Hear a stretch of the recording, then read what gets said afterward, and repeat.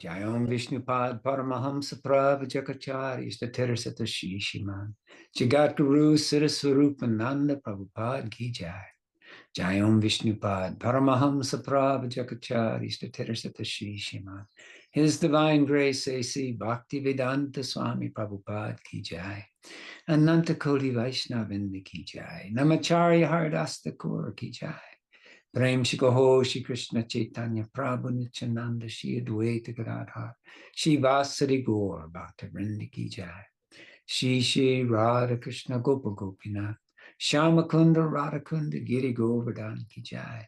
Vrindavan Dham Ki Jai. Mayapur Dham Ki Jai. Jagannath Puri Dham Ki Jai. Jamuna Mai Ki Jai. Ganges Mai Ki Jai. Srimati Tulsi Devi Ki Jai. Nitai Gaur's World Mission Ki Jai. All glories to the assembled devotees. All glories to the assembled devotees.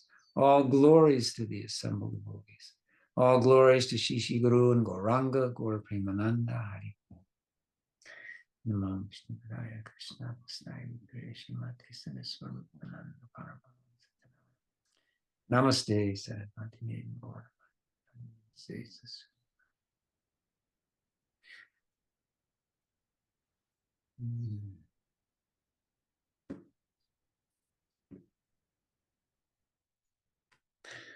Haribo, namaste everyone. Haribo. Haribo, namaste, Haribo. Haribo, well, Haribo Katrina, Haribo Kayla, Haribo Damodar Dasi. Thanks for that nice chant, Aaron. Haribo. Yeah. Hearing that ukulele, yeah? Aaron, that was really nice. Thank you, Aaron. Thanks, Aaron. I'm glad you liked it, Haribo. Yeah, Thanks for letting sweet. me chant. Right. So, thanks everyone for joining us.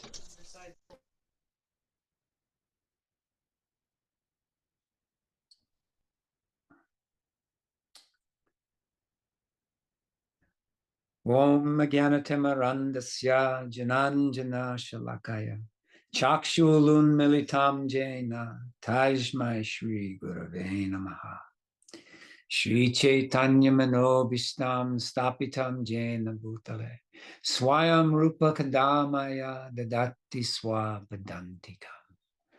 I was born in the darkest of ignorance, but my spiritual masters have opened my eyes with the torchlight of knowledge. I offer my respectful obeisances unto them. When will Srila Rupa Goswami Prabhupada, who has established within this material world the mission to fulfill the desire of Lord Chaitanya, give me shelter at his lotus feet? Haribol. You guys hear me okay? My voice is a bit weak today, but it's all right. Sounds good. Yeah. Okay. All right. So today, we're going to take up the reading of the Śrīmad Bhāgavatam by His Divine Grace A.C. Bhaktivedanta Swami Prabhupada. Canto 8, Chapter 16, Executing the Payo-vrata Process of Worship. In his chapter summary, Bhaktivedanta Swami Prabhupada gives some additional context to the chapter. So we're going to start off with that today. As described in this chapter, because Aditi, the mother of the demigods, was very afflicted, her husband, Kashyapa Muni, told her how to observe the vows and austerities for the benefit of her sons. Since the demigods were not visible in the heavenly kingdom, their mother, Aditi, because of separation from them, was very much aggrieved. One day, after many, many years, the great sage Kashyapa emerged from a trance of meditation and returned to his ashram. He saw that the ashram was no longer beautiful and that his wife was very morose. Everywhere in the ashram, he saw signs of lamentation.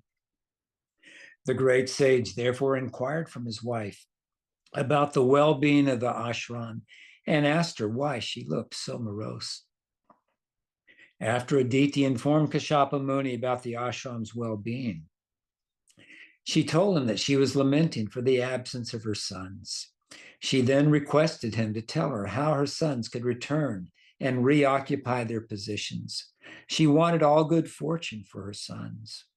Moved by Aditi's request, Kashyapa Muni instructed her in the philosophy of self-realization, the difference between matter and spirit, and how to be unaffected by material loss. But when he saw that Aditi was not satisfied, even after he had given these instructions, he advised her to worship Vasudeva, Janardana. He assured her that only Lord Vasudeva could satisfy her and fulfill all her desires. When Aditi then expressed her desire to worship Lord Vasudeva, Prajapati Kashyapa told her about a process of worship known as Payo-vrata, which is executed in 12 days.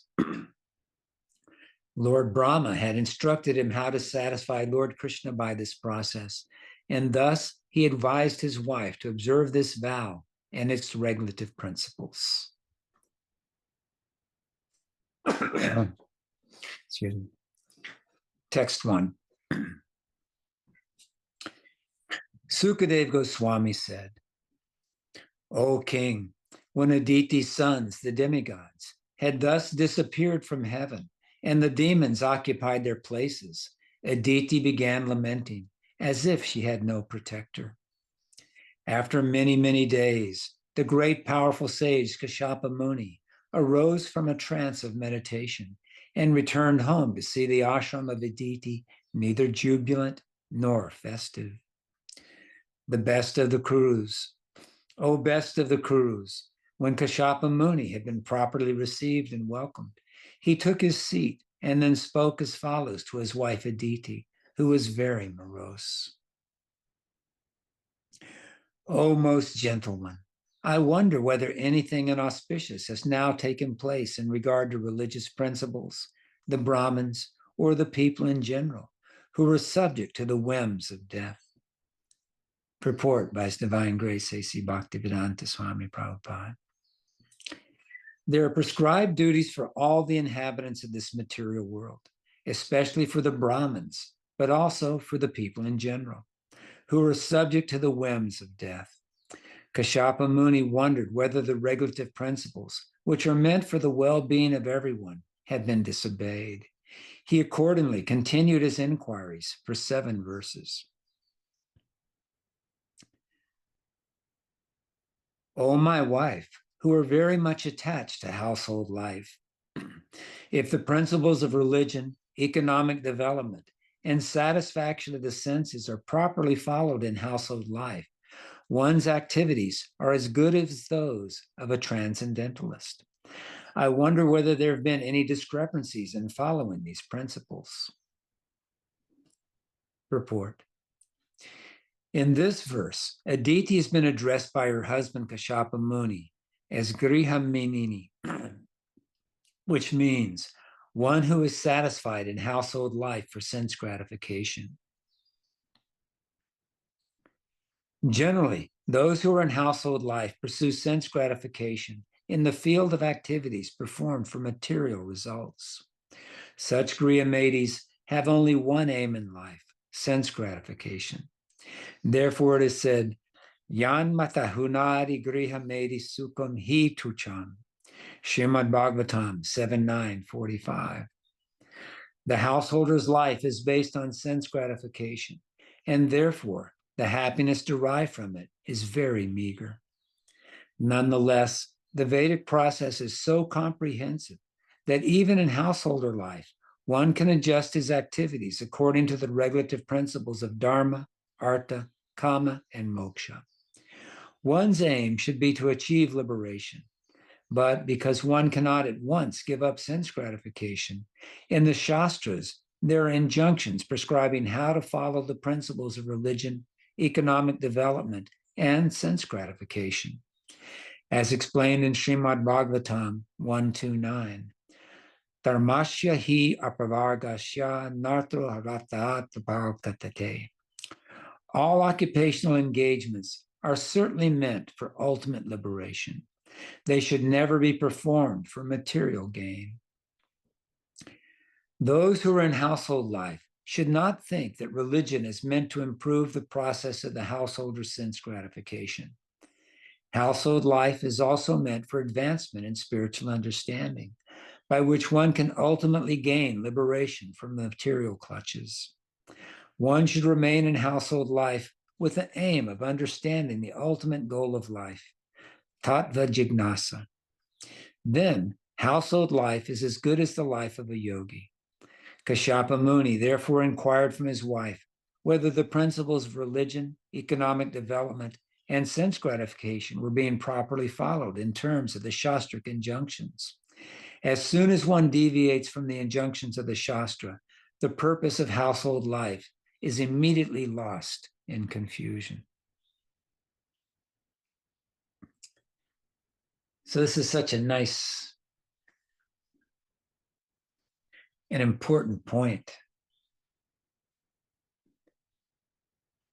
is that we're all in this material world, and we all have to start from wherever we are, right? We're all in some state of consciousness.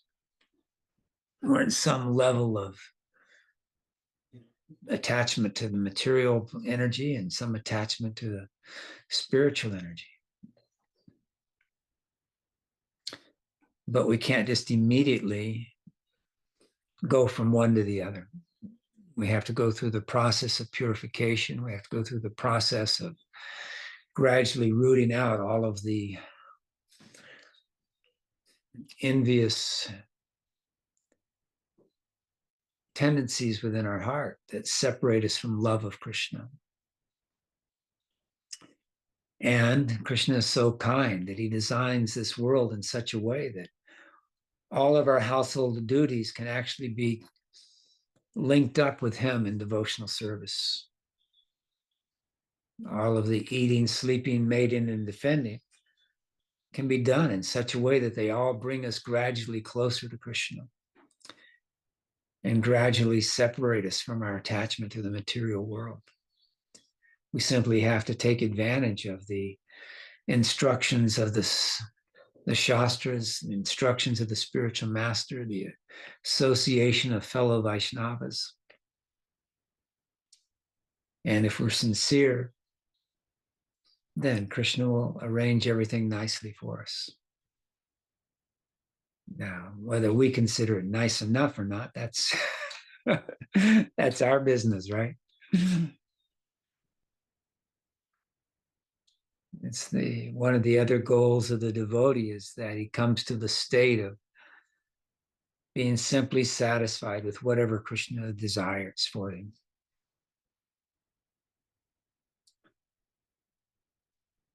So when Kashyapa Muni goes off to do his meditation, he comes back and he finds that Aditi's in such a state of moroseness. He's wondering what's happened, you know?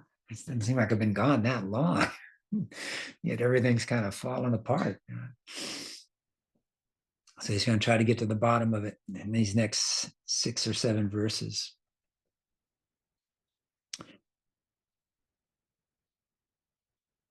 Text 6. I wonder whether because of being too attached to members of your family, you fail to properly receive uninvited guests, who therefore were not welcomed and went away. Purport. It is the duty of a householder to receive guests, even if a guest be an enemy. When a guest comes to one's home, one should properly receive him by standing up and offering him a seat. It is enjoined, Grihe staptam api praptam vishvatam akubhayam. If even an enemy comes to one's home, one should receive him in such a way that the guest will forget that his host is an enemy.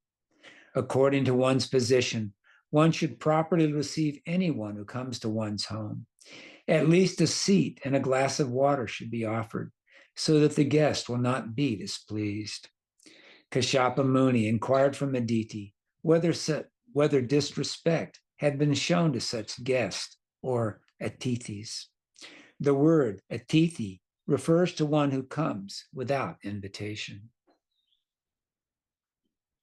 You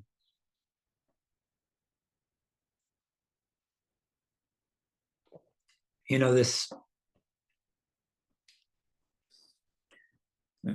Vedic culture was designed around a very personal process.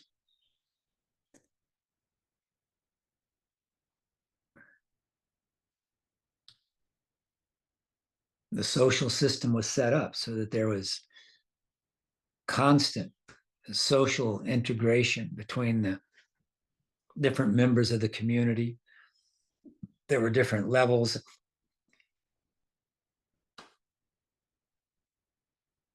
The varnas and ashrams, and people would come by, and this was how the great saintly persons would be able to approach the grihastas, is they would come to the door and uninvited, and on the plea of begging for some food or whatever, they would have the opportunity to speak to the householder about spiritual matters and try to reawaken their real aim of life and try to help them on their process back to Krishna. Nowadays, especially in the Western society, especially in America, there's so little community, right? I mean, there's still some based around, you know, when the children are in public school or whatever, and there may be some kind of social things put together around that. But in general, people's houses are their fortresses, you know, and they get into their house and they get locked in and they don't expect to be disturbed. It's very unusual for people to come and knock on your door anymore. You know, I remember when I was a kid, they used to have these door-to-door salesmen, the Fuller Brush Man, right? And who were some of the other, they vacuum cleaner salesmen. There were all these different kind of people that would just come. Kirby. Yeah, right. And they knock on your door and they, you know, try to interact with you and try to sell you something or whatever. But, you know, but nowadays there's very little of that. In so many places, it's so hard to get to the front door. Srila Prabhupada talks about in one of his lectures when he was trying to go door to door. Oh.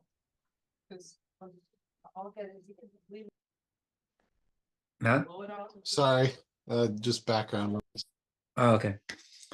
He was trying to go to door, and so many places he couldn't even get to the front door. There was this big gate or this big fence or this and that, you know, and there's this little box, you know, with a speaker on it and a microphone. You have to push the button and try to talk to me.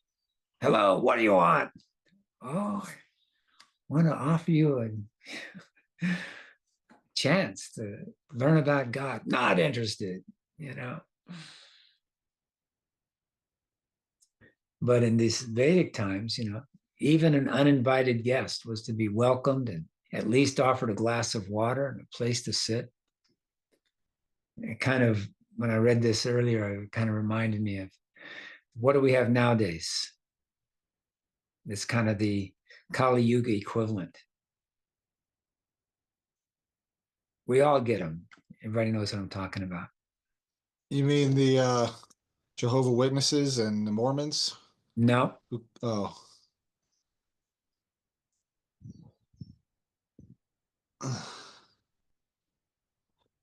The equivalent of door-to-door traveling sadhus, or the equivalent of uninvited guests? either. Spam calls, right? Oh, And yeah. how many spam calls do you get every day, right? Yeah. So many of them are just, you know, computers nowadays. That, you know, Yeah. even if you answer the phone because you're expecting a call and you don't know the number is and you have to take the call, it just hangs up anyway. But if you do get them, the tendency is, my tendency anyway, is to be a bit abrupt and not very welcoming, you know, but this is actually not really any different than a person showing up on your door, you know, knocking on your door, an uninvited guest.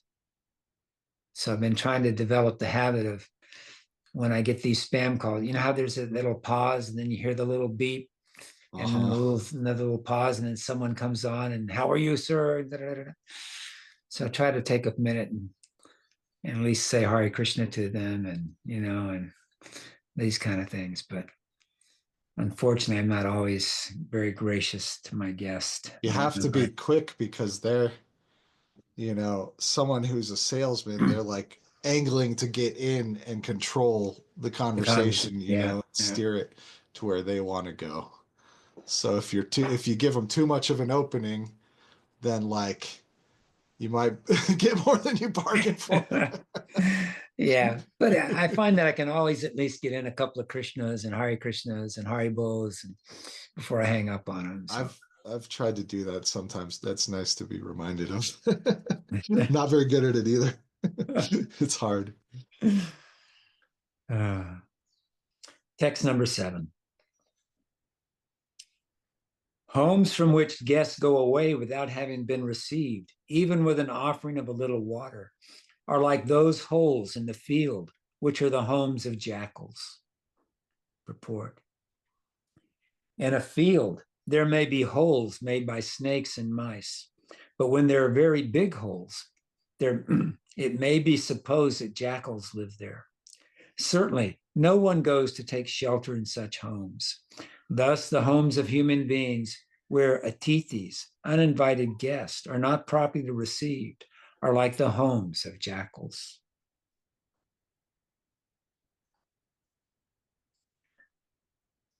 O chaste and auspicious woman, when I left home for other places, were you in so much anxiety that you did not offer oblations of ghee into the fire? By worshiping the fire and the Brahmins, a householder can achieve the desired goal of residing in the higher planets. For the sacrificial fire and the Brahmins are to be considered the mouth of Lord Vishnu, who is the supersoul of all the demigods. Purport. According to the Vedic system, a fire sacrifice is held in order to offer oblations of ghee, grains, fruits, flowers, and so on, so that Lord Vishnu may eat and be satisfied. The Lord says in Bhagavad Gita 9:26, Patram pushpam phalam toyam yo me bhaktya prachati taraham bhaktya prahatam ashnanimi prayatanamanaha. If one offers me with love and devotion a leaf, a flower, a fruit, or water, I will accept it. Therefore, all these items may be offered in the sacrificial fire, and Lord Vishnu will be satisfied. Similarly, Brahmana Bhojana, feeding the Brahmins, is also recommended. For when the Brahmins eat sumptuous remnants of food after Jagna, it is another way that Lord Vishnu himself eats. Therefore, the Vedic principles recommend that in every festival or ceremony, one offer oblations to the fire and give sumptuous food for the Brahmins to eat. By such activities, a householder may be elevated to the heavenly planets and similar places in the greater planetary systems. That verse reminded me of, I lived for maybe 6 months at a Bhaktivedanta Dharma. It had this really nice dairy farm up in outside of Harrisburg, Pennsylvania. He named it Gita Nagari after the Bhagavad Gita. And it had these brown Swiss cows. They had these brown Swiss cows there. They just had these huge udders. And some of these cows were given 100 pounds of milk a day. And there was a mix. It was mostly grihastas living there. But the certain administrators of the different temples in the area, if they had a brahmachari who they thought was struggling or whatever, they thought he needed to get married off, they would send him out to these farms, and hopefully get him married off and stabilized in their practices and stuff like that. And And because I never got along with the people on the bus very much, because I was always a bit of an outcast, because I was one of Siddha's boys, you know, and I didn't really fit in with the other guys. I was always a bit aloof. I always did my own thing. I had my own schedule. I got up before everyone else and did all my japa before I woke anyone else up. And I went to bed really early and slept in the front of the bus, you know, in the driver's compartment, and didn't socialize or anything. So I guess they were concerned about me. So they sent me off to this farm thinking I needed to get married off. And I'm not a farmer. And it wasn't a good situation for me there, but, you know, I thought I'd give it a shot. So I started working with this backhoe and stuff, but the brahmacharis developed this system that there was this one householder family, really nice couple. They were very sincere devotees of Krishna and trying to serve Bhaktivedanta Swami Prabhupada as best they could. He actually commented once that they were ideal householders. And they had their own little cottage there on the property. And every morning they would go for long japa walks around the property, you know, with each other and chanting japa. And then every day at lunch or dinner, they would have their offering and they would have an artik. And then before they would eat, the man would go outside and call, "If anyone is hungry, let him come eat." And then the brahmacharis would hide in the bushes, you know, waiting for that call. They kind of take turns, figure out whose turn it was to go crash the thing and go take advantage of getting some nice prasadam from the householders, you know, and get the sweet balls and stuff that they offered to their deities. And so anyway, just when I read that verse, it reminded me of those days. And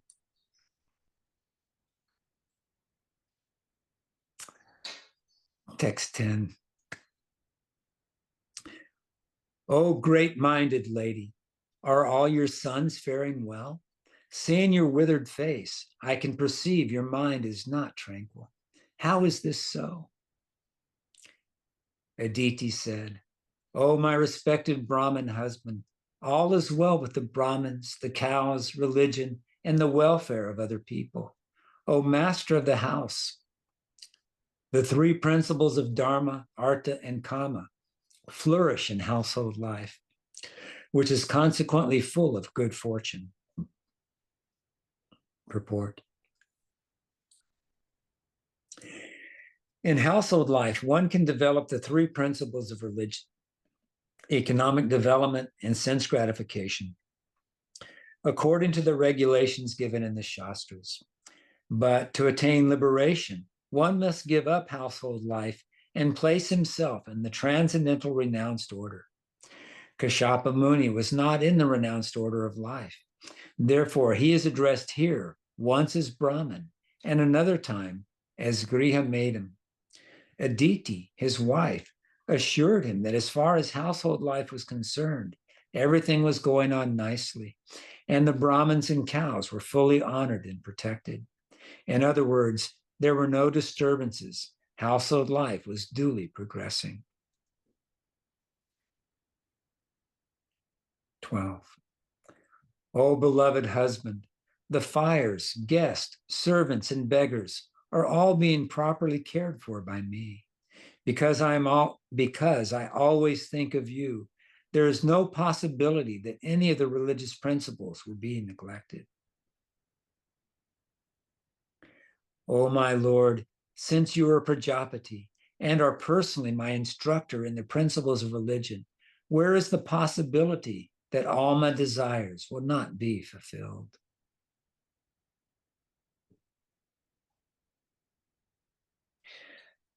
O son of Marishi, because you are a great personality, you are equal toward all the demons and demigods who are born either from your body or from your mind, and who possess one or another of the three qualities, sattva guna, rajaguna, or tamaguna.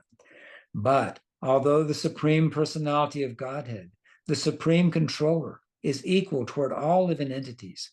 He is especially favorable to the devotees. Purport. In Bhagavad Gita 9:29, the Lord says, Samoham sarva bhuteshu na medaveshushti na priya yeva vajanti tu mam bhaktya mayite tu shuchaha aham. Although the Supreme Personality of Godhead is equal toward everyone, he is especially inclined toward those who engage in this devotional service. The Lord says, Kuntaya pratap janihi na me bhakta prashanashti. My dear son of Kunti, please declare that my devotee will never be vanquished. Elsewhere, Krishna also says, Ye yatha mam prapayante tam statahaiva bhajanti aham mama vartavana varantante manusya partha savashara. Bhagavad Gita 4:11. Actually, everyone is trying to please the Supreme Personality of Godhead in various ways. But according to their methods of approach, the Supreme Lord endows them with different benedictions. Thus, Aditi appealed to her husband by saying that since even the Supreme Controller favors his devotees, and since Indra, Kashyap's devoted son, was in difficulty, Kashyapa should bestow his favor upon Indra. So you guys remember, right? Kashyapa Muni had, 13 wives that he got from, I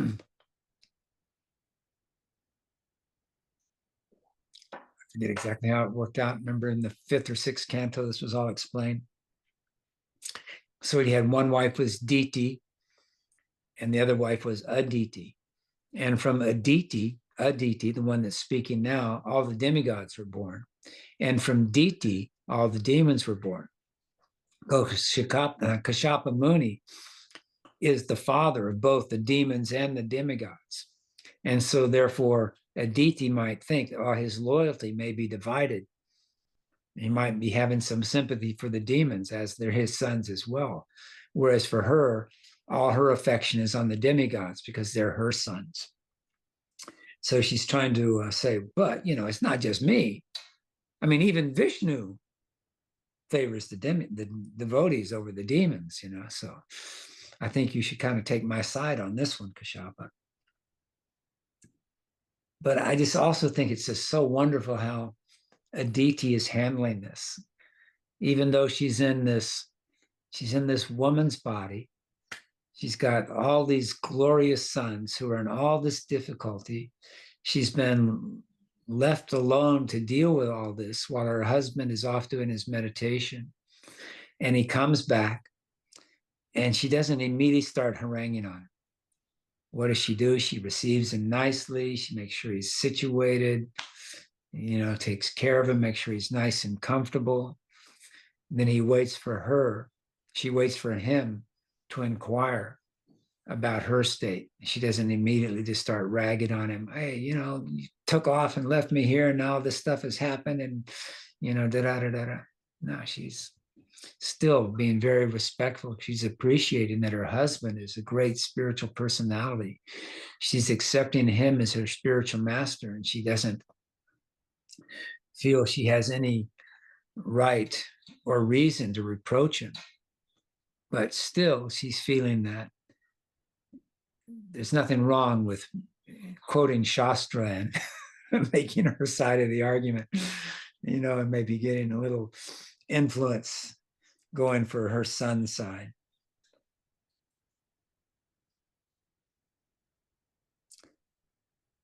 Text 15.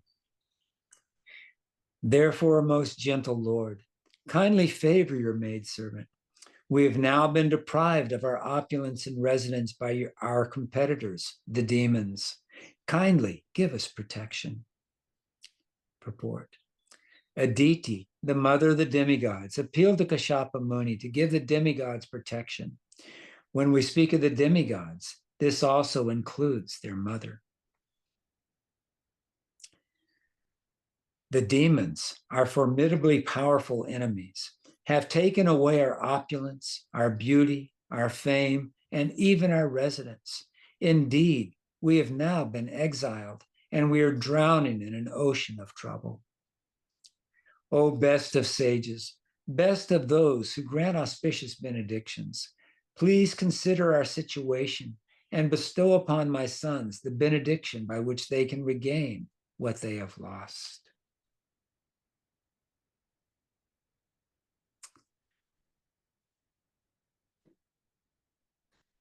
Sounds like a reasonable request, right? But actually, this is why Aditi was earlier described as Grihamedi. Grihasta is one who is, as a householder, who's living in such a way that their focus of their life is to gradually elevate their consciousness to a transcendental position and ultimately attain liberation.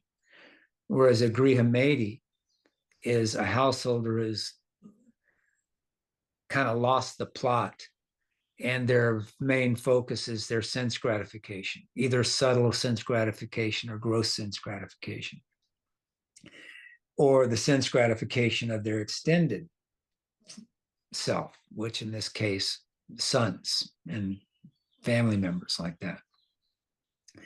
So Aditi is, even though she's a very elevated personality in the sense that she's the mother of the demigods and she's the wife of Kashyapa Muni, she still has this burden of a materialistic mentality where she's still thinking there's some gain to be had from material life. There's still some happiness to be had from enjoying the heavenly planets by being King Indra, by being, Vivishwan, by being Vayu, by being the different, lords of the different elements of the material world, and having people worship you and offering sacrifices to you and enjoying the heavenly planets. And if you think back to this huge battle that just happened, right? These guys were getting killed left and right, both on the side of the demons and the demigods. But their spiritual masters were so powerful, or Vishnu was so kind, that he simply resurrected them, right? Even though their bodies were smashed and tormented and whatever. They went through the anxiety, they went through the suffering, they went through the pain of the agony of defeat, as they used to phrase it in the, what was that sports cast? I remember when they used to play the Olympics, they had these big things, and the victory and the agony, the thrill of victory and the agony of defeat, so the demigods or the demons, according to which battle we're talking about, they were experiencing the thrill of victory and the agony of defeat. So they're going on this roller coaster of material happiness. It's going up and down and this and that. This is why when I was so fortunate to be on that walk with Bhaktivedanta Swami Prabhupada in Belle Isle back in Detroit, this is like 1975, I guess, early 75. And we were walking, and one of his disciples said, Srila Prabhupada, I've read you said that none of the demigods are pure devotees. And he says, yes, that is right. And he said, even Lord Brahma? And Bhaktivedanta Swami Prabhupada said, even Lord Brahma desires his post.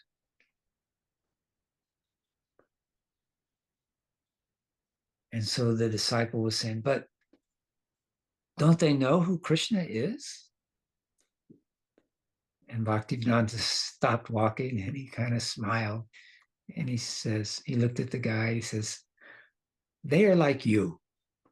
They know Krishna is God, but they do not like it.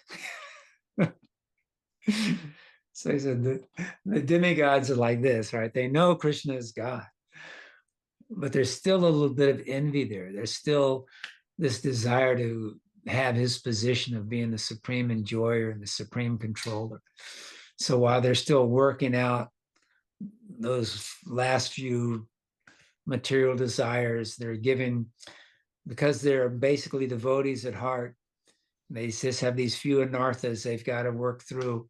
They're given this opportunity to go and use these propensities in Krishna's service and purify them in that way, and therefore come to a point of actually becoming pure devotees. So Aditi is like this as well. She's definitely a great personality in that sense, but for whatever reason, she's still maintaining this level of material consciousness, thinking, you know, these sons are mine. They're special. The demons are not born from my body. Therefore, they are not so special. Therefore, my son should be given priority over those other sons of yours, you know. Even Krishna says, right, that the devotees are very dear to me, and da-da-da-da, right? But the actual pure devotee, he doesn't pray. She's praying, you know, tell us how we can get back the goodies that we've been deprived of, right? The demons want the goodies. The devotees want the goodies. The demigods want the goodies. What's the difference? The difference is at least the demigods recognize that actually the goal is to come to be a servant of Krishna. Whereas the demons are still in the position that, no, not going for it, not buying that. They're still in the position that I can still be the supreme controller. Text 18. Shukadeva Goswami continued. When Kashyapa Muni was thus requested by Aditi, he slightly smiled. Alas, he said, how powerful is the illusory energy of Lord Vishnu, by which the entire world is bound by affection for children. Purport. Kashyapa Muni was surely sympathetic to his wife's affliction, yet he was surprised at how the whole world is influenced by affection.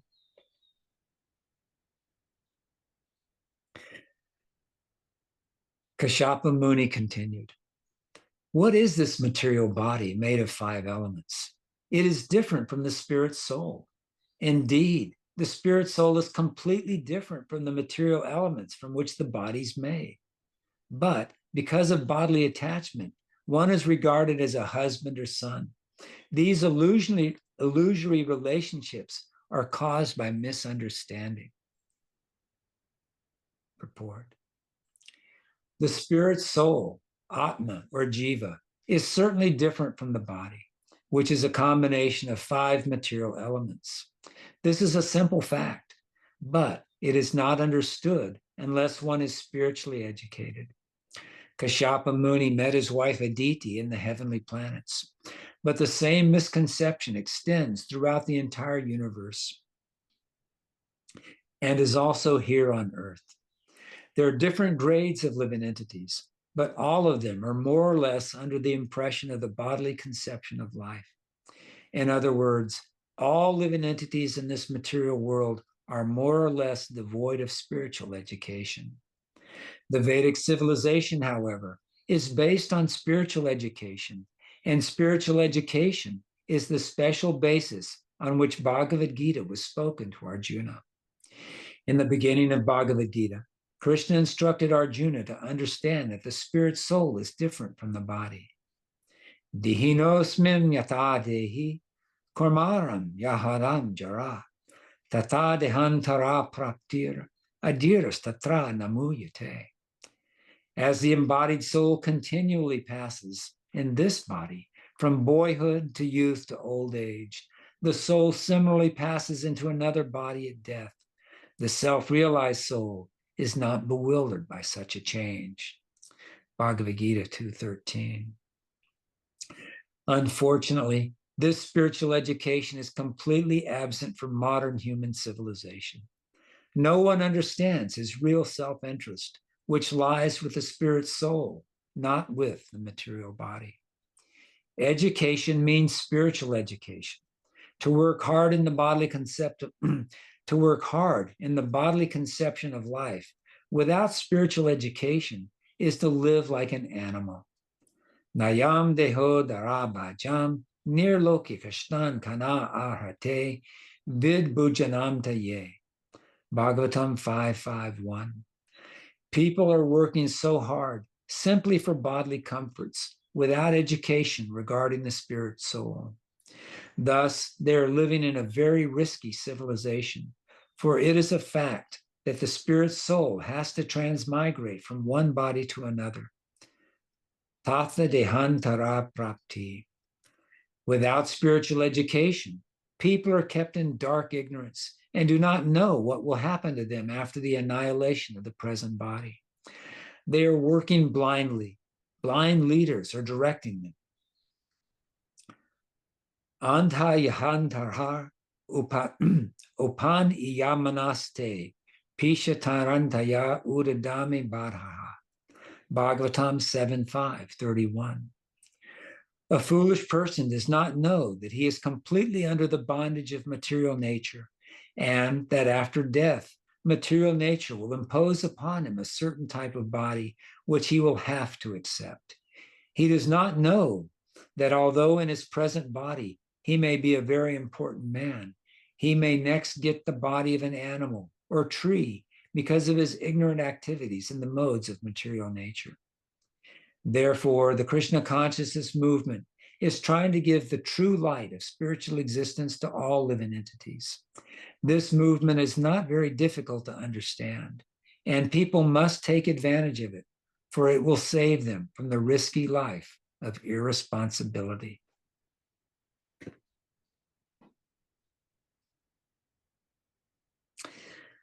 So do you guys recognize those quotes from the 7th canto?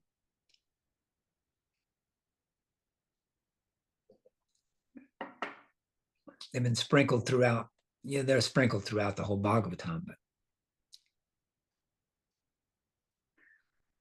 they were when Prahlad was instructing his father or his classmates at different times. Yeah, that's right. Yeah.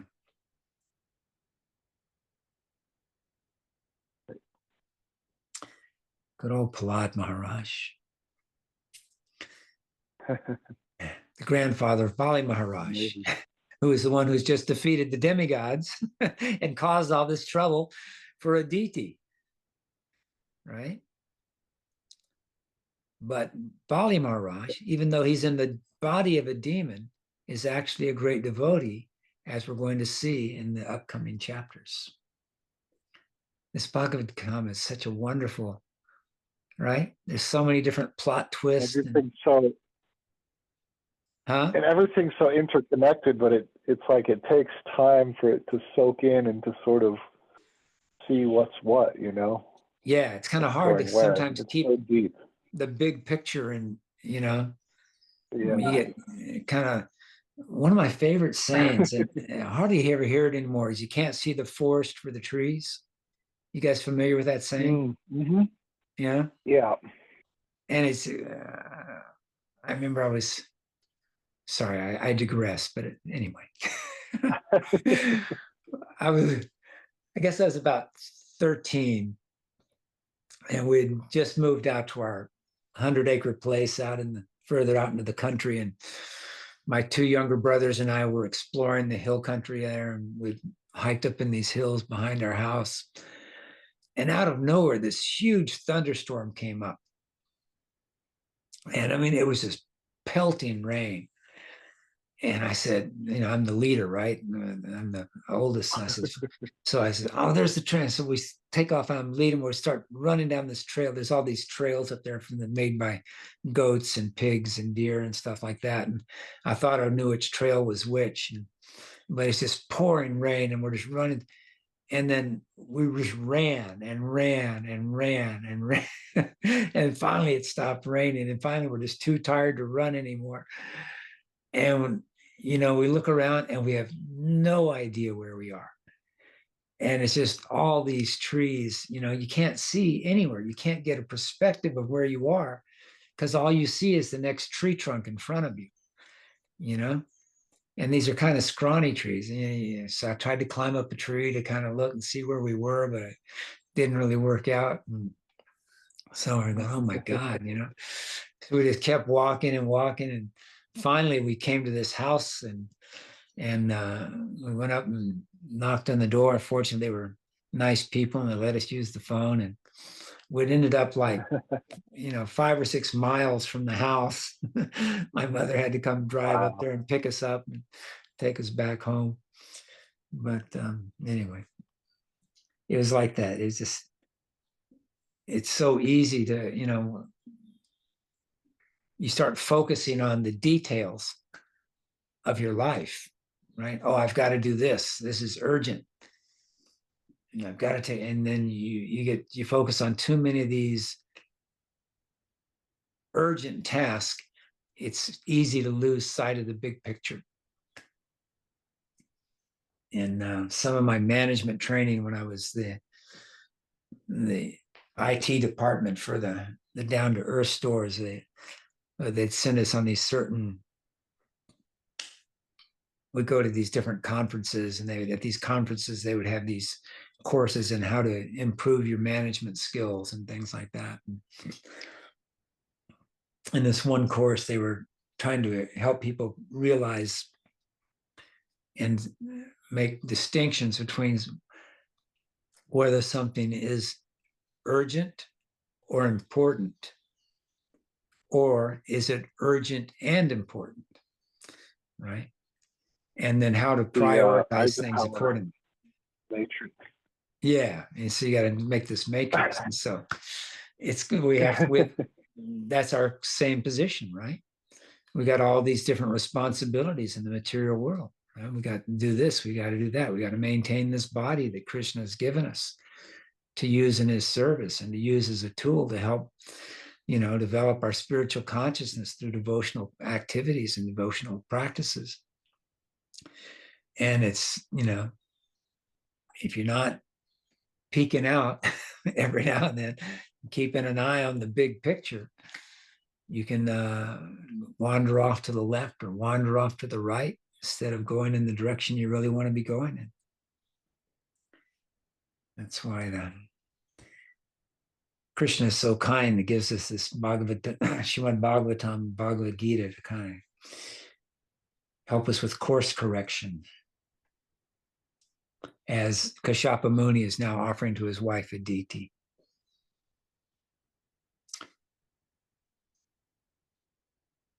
What are we on? 20? Mm-hmm. My dear Aditi, engage in devotional service to the Supreme Personality of Godhead, who is the master of everything, who can subdue everyone's enemies, and who sits within everyone's heart. Only that Supreme Person, Krishna or Vasudeva, can bestow all auspicious benedictions upon everyone, for he is the spiritual master of the universe.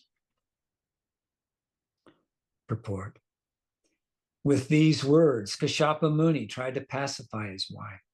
Aditi made her appeal to her maternal husband. Of course, that is nice, but actually, a material relative cannot do anything good for anyone. Right? Let's read that again. But actually, a material relative cannot do anything good for anyone. If anything good can be done, it is done by the Supreme Personality of Godhead, Vasudeva. Therefore, Kashyapa Muni advised his wife Aditi to begin worshiping Lord Vasudeva, who is situated in everyone's heart. He is the friend of everyone and is known as Janardana because he can kill all enemies. There are 3 modes of material nature: goodness, passion, and ignorance. And above material nature, transcendental to material nature, is another existence, which is called Sudasattva. In the material world, the mode of goodness is considered the best, but because of material contamination, Even the mode of goodness is sometimes overpowered by the modes of passion and ignorance. But when one transcends the competition between these modes and engages himself in devotional service, he rises above the three modes of material nature. In that transcendental position, one is situated in pure consciousness. Sattvam Vishuddham Vasudeva Sabhida. Bhagavatam 4:3-23. Above material nature is the position called Vasudeva, or freedom from material contamination. Only in that position can one perceive the Supreme Personality of Godhead, Vasudeva. Thus, the Vasudeva condition fulfills a spiritual necessity.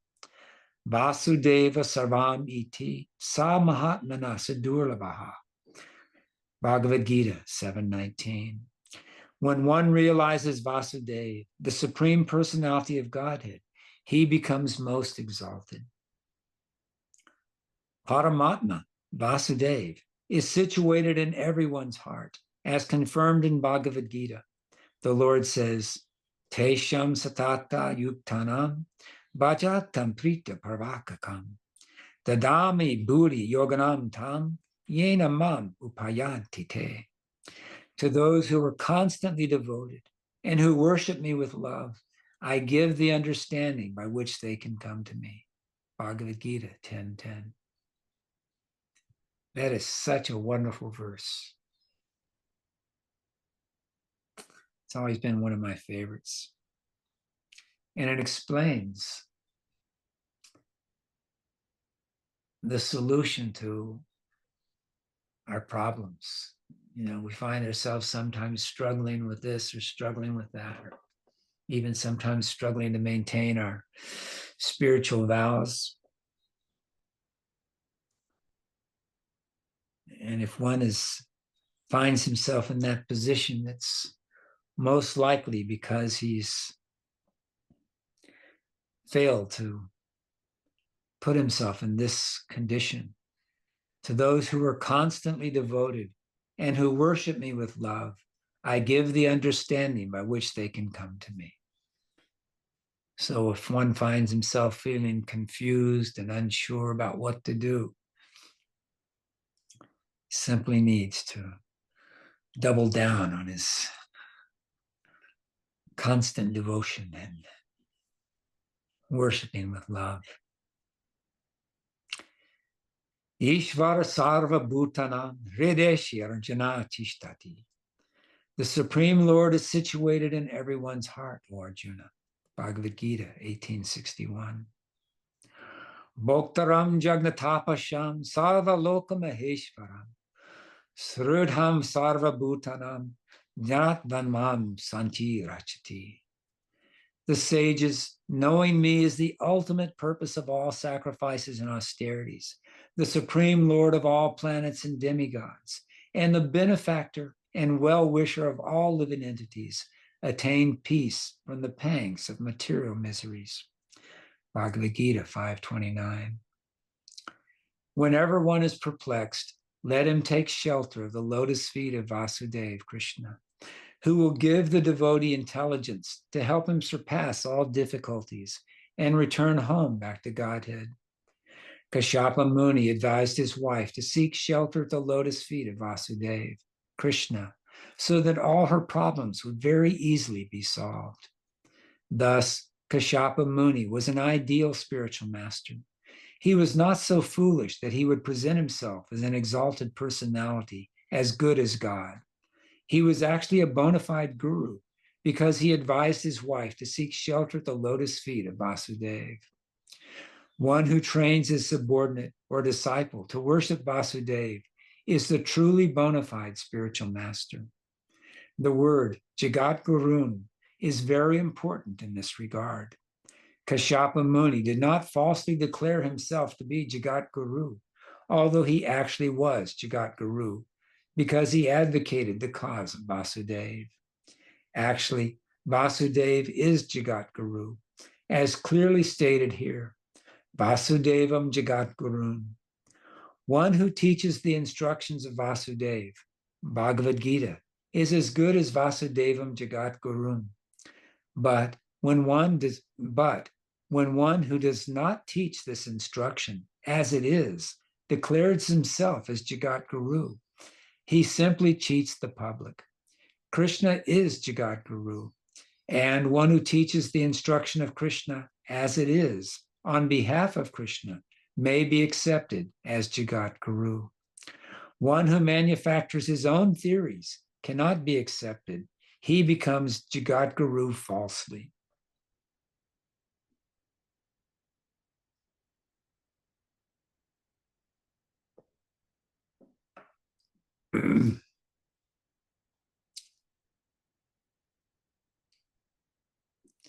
(21)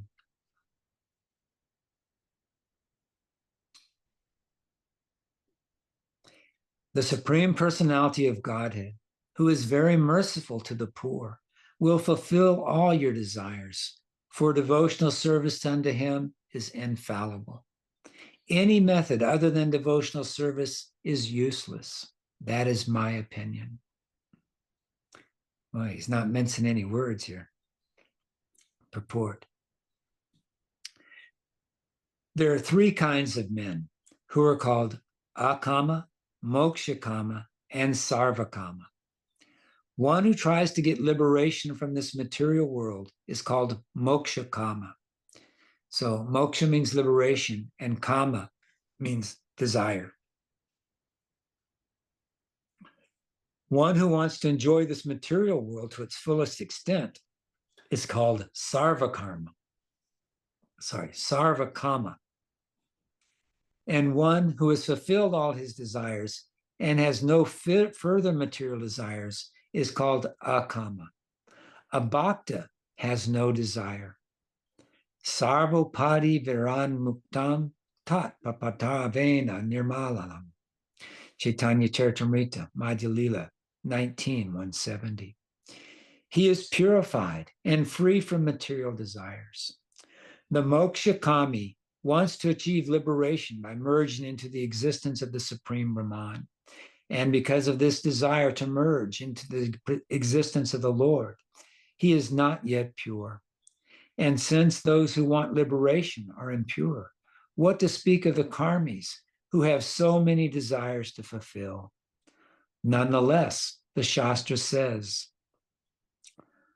akama sarvakamo va moksha kama udaradi trirena bhakti yogena yajtata purusham haram. Whether one desires everything or nothing, or desires to merge into the existence of the Lord, he is intelligent only if he worships Lord Krishna, the Supreme Personality of Godhead, by rendering transcendental loving service.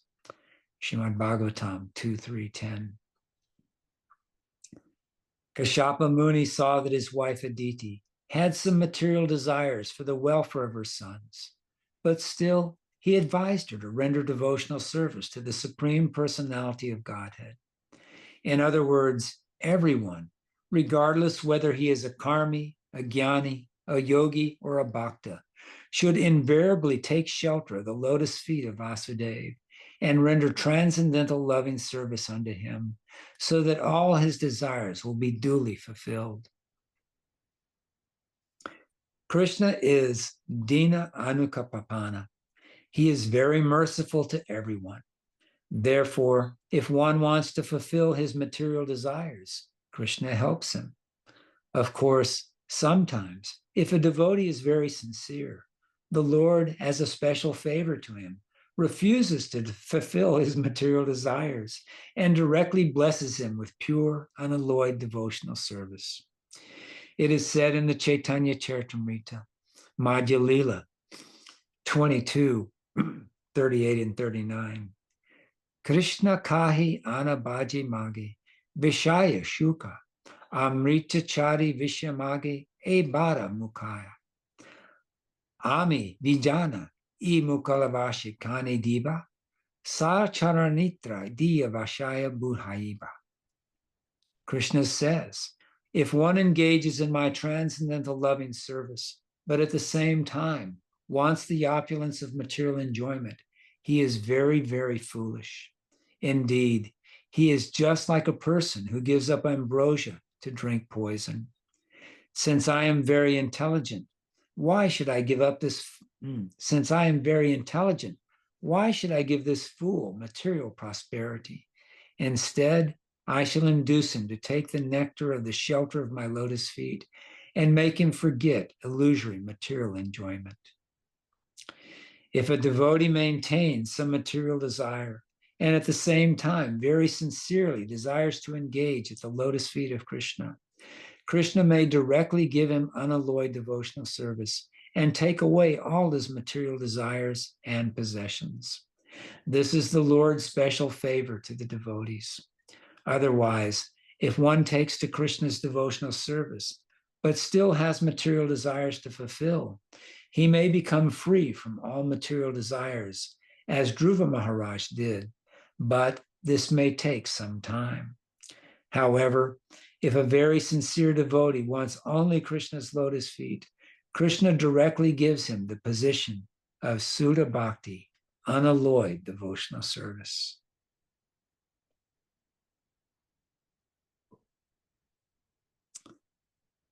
So you remember when Dhruva Maharaj went to the forest because he had been denied access to his father's lap by his stepmother.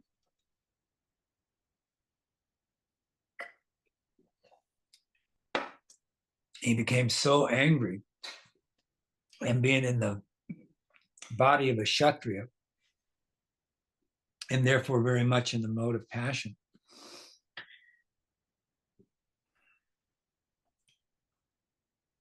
he immediately wanted what?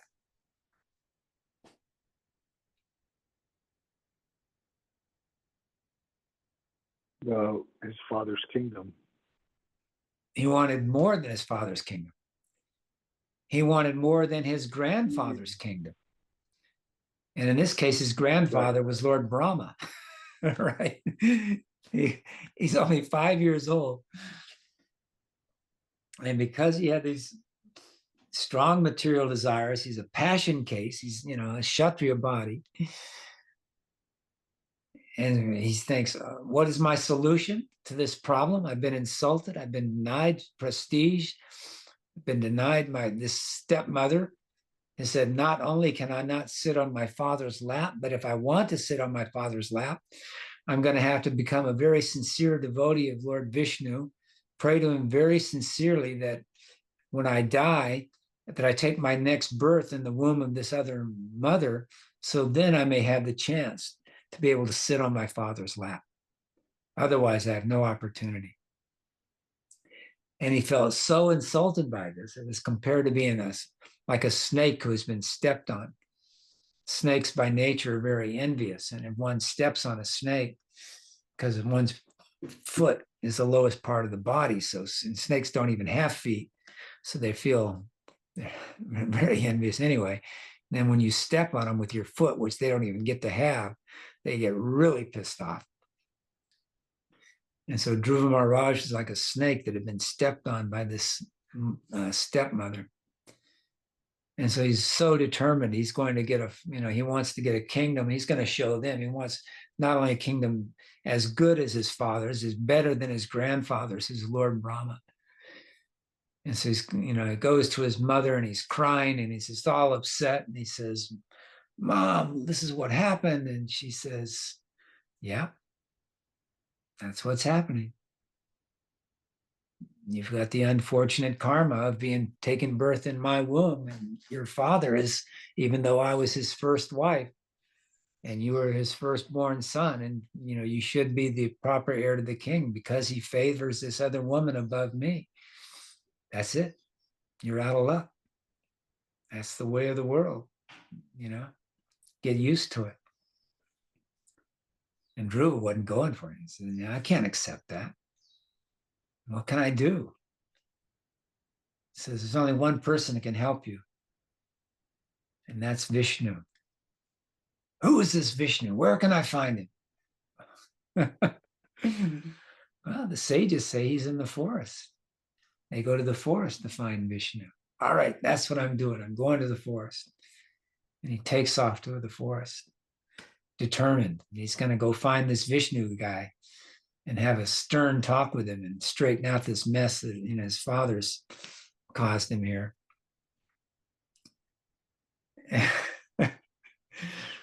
So Narada Muni sees him and tries to show some compassion on him, saying, come on, Dhruva, you're blowing this way out of proportion. You're a kid, you're only 5 years old. Go back home, give things a chance to settle down, let things work themselves out.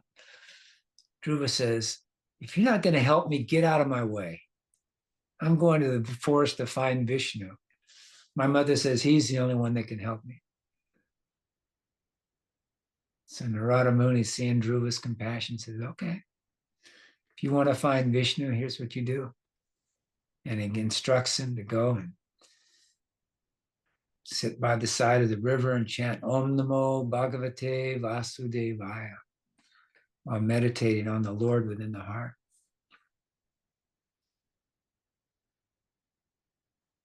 And Dhruva Maharaj takes this very seriously. And then the chanting's not enough for him. So he starts doing all this fasting, and then he starts doing breath control. First he's hardly eating at all. Then he's just eating the leaves that fall off the tree. And then he's not even eating that. So he starts living off water. Then he's just living off air. And he gets to the point where he's only taking a breath every 6 months. And he's so powerful that now he's controlling the entire breathing of the entire universe. And the demigods find themselves suffocating because Dhruva Maharaj is not breathing. And they can't figure out what's going on. So they go to the ocean of milk and they pray to Vishnu, what's happening? There's some force that's disturbing the entire universe here. We don't know what it is. And we're afraid it's some demoniac force. Vishnu says, that's just my devotee Dhruva. Don't worry about it. I'll take care of it. And he gets on Garuda and goes down to see him. And Dhruva's there doing his meditating. He's got sitting in his full lotus position with his hands on his knees and Om Namo Bhagavate Vasudevaya. And he's meditating on the Lord in his heart. And all of a sudden he sees Lord Vishnu directly in front of him. And he's just overwhelmed by the beauty and presence of Lord Vishnu. So overwhelmed that it breaks his meditation, and he opens his eyes, his trance is broken. And there's Vishnu standing before him. And he just falls on the ground. And he's only a 5-year-old. He doesn't know how to offer prayers. And then Krishna touches his head with his hand, and he becomes completely enlightened. And he offers these wonderful prayers, essentially saying, I came here looking for pieces of broken glass, but instead I found the greatest jewel. I came here looking for fulfillment of material desires, looking for a material kingdom, but I found you instead. And he was feeling very embarrassed that he came there and he approached the Supreme Lord asking for material benedictions. Krishna says, oh, no, you've had these desires and you must have them fulfilled. You'll have to rule the earth for 36,000 years. But the good thing is even though you're going to have to do that, even though you're going to rule this earth for 36,000 years, you won't forget me. You'll still be situated as my pure devotee. And then after ruling the earth for 36,000 years, you'll be elevated to Dhruva Loka, which is the pole star, which is actually a spiritual planet within the material universe. That's the planet, the spiritual world, that all the other planets rotate around and is not destroyed at the end of Lord Brahma's day like all the other planets are. And so therefore his desire to have a kingdom greater than his grandfather's, Lord Brahma's, was granted to him, because even Lord Brahma's kingdom got destroyed every day when he went to sleep. Lord Rudra, Shiva would come and destroy everything.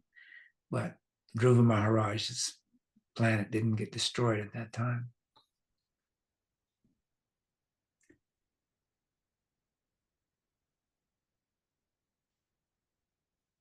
So this is the nature of devotional service, is that if one accomplishes the goal of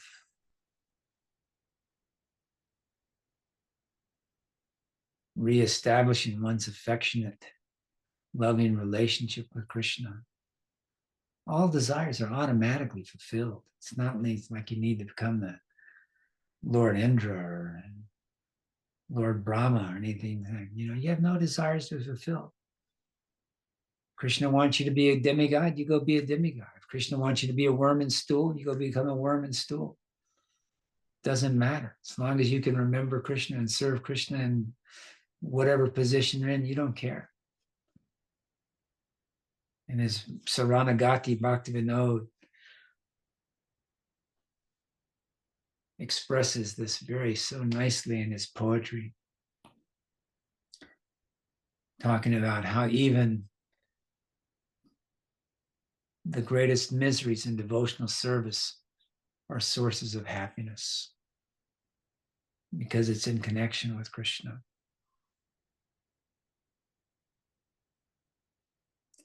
So this is what Kashyapa is trying to explain to his wife Aditi. Aditi, take a breath. Take a look around. Krishna's in control, right? Everything's happening under his direction. Okay, so if you're being bothered by this, then take it to Krishna. Take your problems to Krishna. Lay it out to Krishna. Let him resolve it for you. I think we might run out of time. Well, we have run out of time. Yeah. I don't know about you guys, but this hour and a half seems to go very quickly for me. I don't know. It's just, this Śrīmad Bhāgavatam is such a wonderful literature.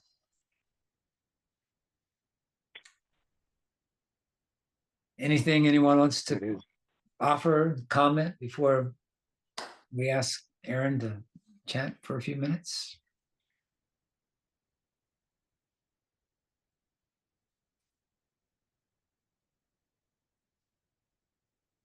Going once,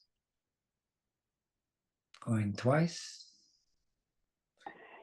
Haribo, namaste. Namaste, Haribo.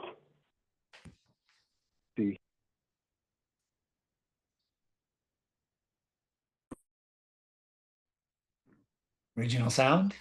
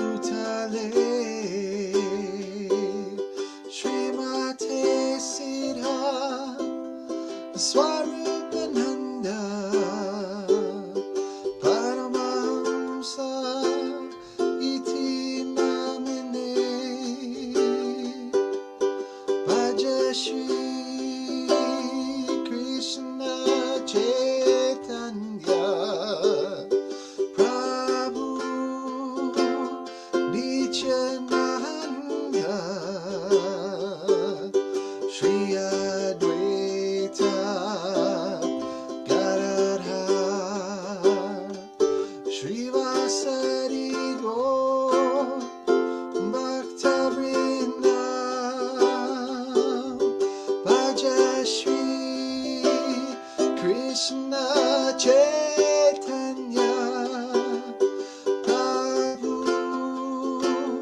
Nityananda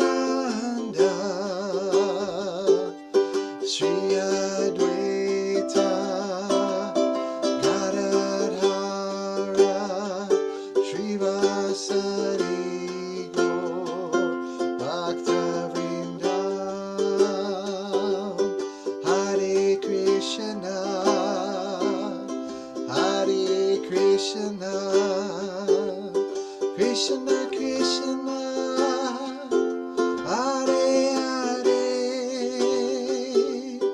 Hare Rama Hare Rama Rama Rama Hare Hare Hare Krishna Hare Krishna Krishna Krishna Hare Hare Hare Rama Hare Rama Rama Rama Hare Hare Jaya Srila Prabhupada Jaya Jaya Gurudev Jaya Srila Prabhupada Jaya Jaya Gurudev Jaya Srila Prabhupada Jaya Jaya Gurudev Jaya Srila Prabhupada Jaya Jaya Gurudev Haribol.